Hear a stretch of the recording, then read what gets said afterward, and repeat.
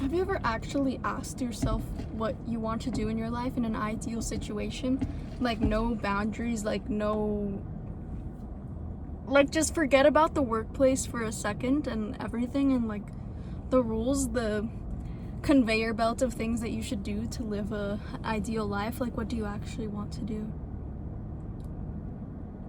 Like, what if I want to travel for 12 years, like literally wake up in a new city every month and then eventually settle down and have a family? And because I want to do that so bad, and that doesn't fit with the conveyor belt at all, it's kind of like the only option that I have is really just entrepreneurship, digital entrepreneurship. That's all I have. That's all I have. And I feel like people never ask themselves like the ideal question. Like, there's no way, okay, maybe for some, but there's no way like you really want to spend 4 years of your time in a like mid college that you'll have like some happiness day to day, and then at the end of it all you'll be employed at some big company for like 40 years and then retire in Florida.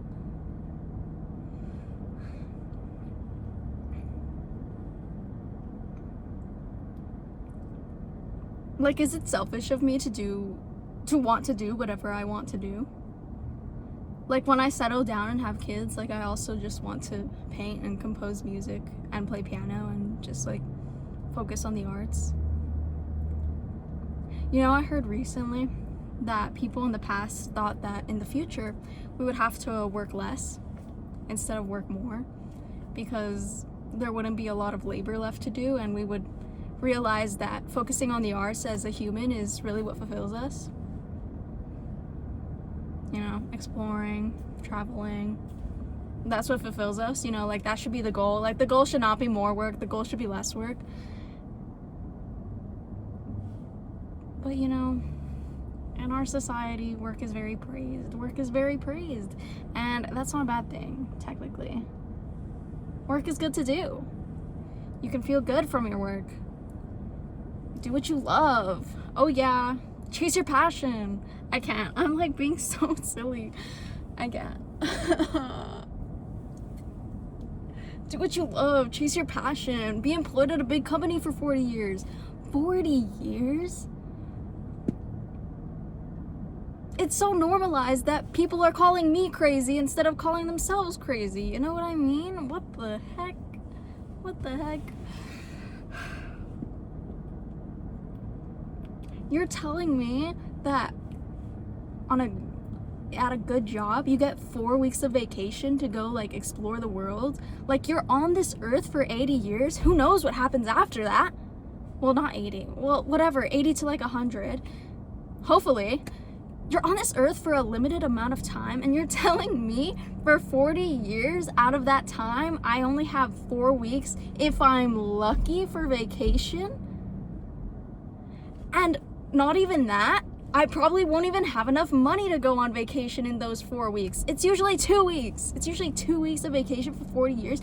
I can't even explore the earth that I'm on. And I'm not a socialist. I'm not saying, you know, I should be entitled to this. Like, no, not at all. That's what I'm saying. Entrepreneurship, it's like the only option that I have if I really want to live this ideal scenario, this ideal fantasy scenario that I want to be living. You know what I mean?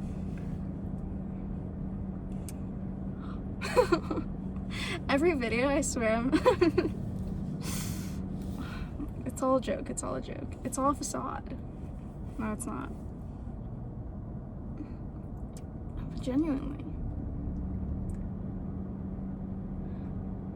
I don't know. I have an intrinsic need to find out what is in the world around me, because I feel like I'm here for such a limited time. Like, every day I just think about the fact that I might die tomorrow, like, to be honest. And I honestly think that really helps me get my priorities straight, because would I rather be spending 4 years of my life to study for a career that's gonna lead to the next 40 years and then retire after that? Or would I rather take my chances at making money in an untraditional way and doing the best I can out of that and seeing where that goes. You know what I mean? It's like Airbnb lifestyle all the way. That sounds so nice. Hello? Ideal scenario. I know some people are like very much, I want what's safe and what's stable. Like I know this one girl, and she talked about recently how she wanted to stay in our hometown, and that really surprised me. Because most people I talk to, they do not want to stay here. They do not want to stay in the hometown. Because it's kind of boring here. It's whatever.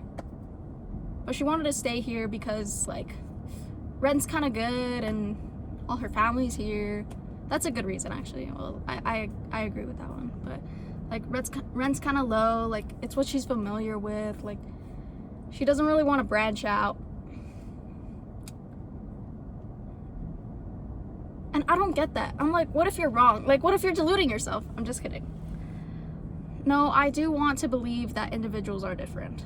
And some people do just want to, like, be comfortable in the familiar and what they know. But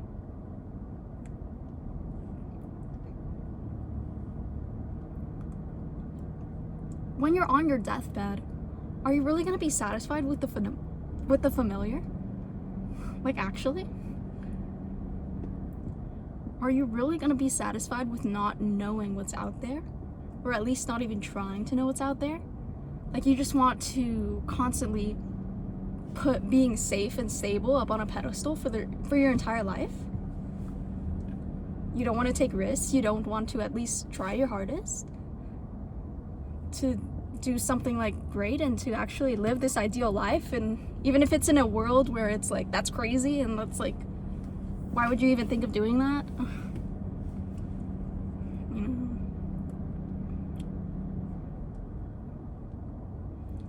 I think about death a lot. No, I actually do.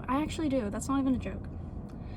Because I think about, what if it really is, like, just nothing at the end of it all? You know? I don't like the concept of hell. I really don't. It's very fear-mongering. I have a bad past with it, personally. I don't like that concept at all.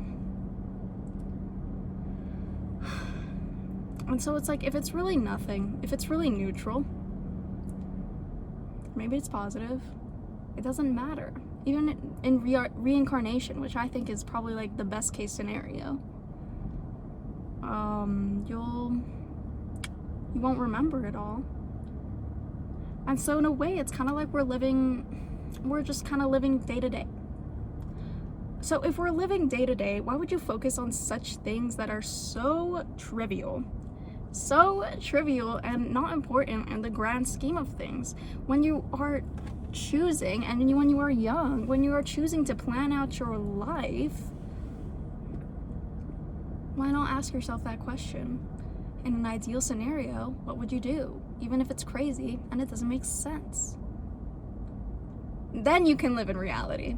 After you ask that question, then you could be like, okay, how do I actually do that? Isn't that? I don't know. We live in a capitalist society. No, that's fine. It doesn't matter what society is made up of. All that matters is your reaction to it. Genuinely.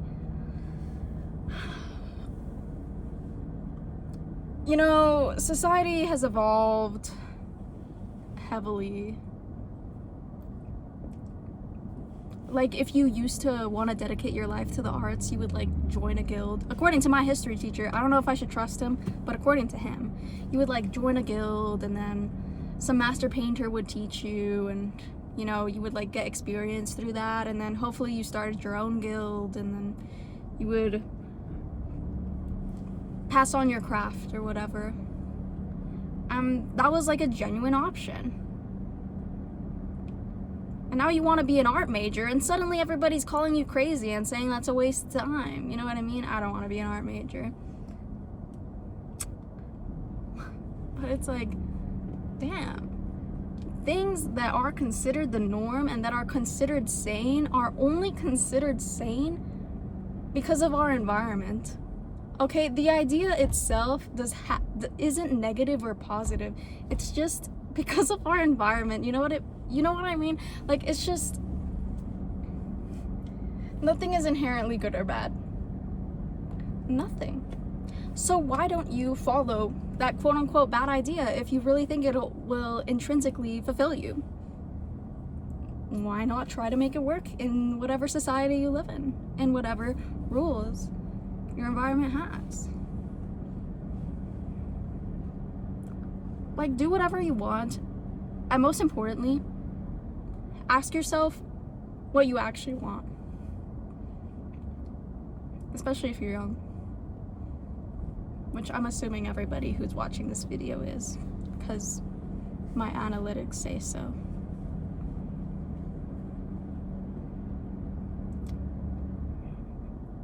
Okay, I'm gonna eat now.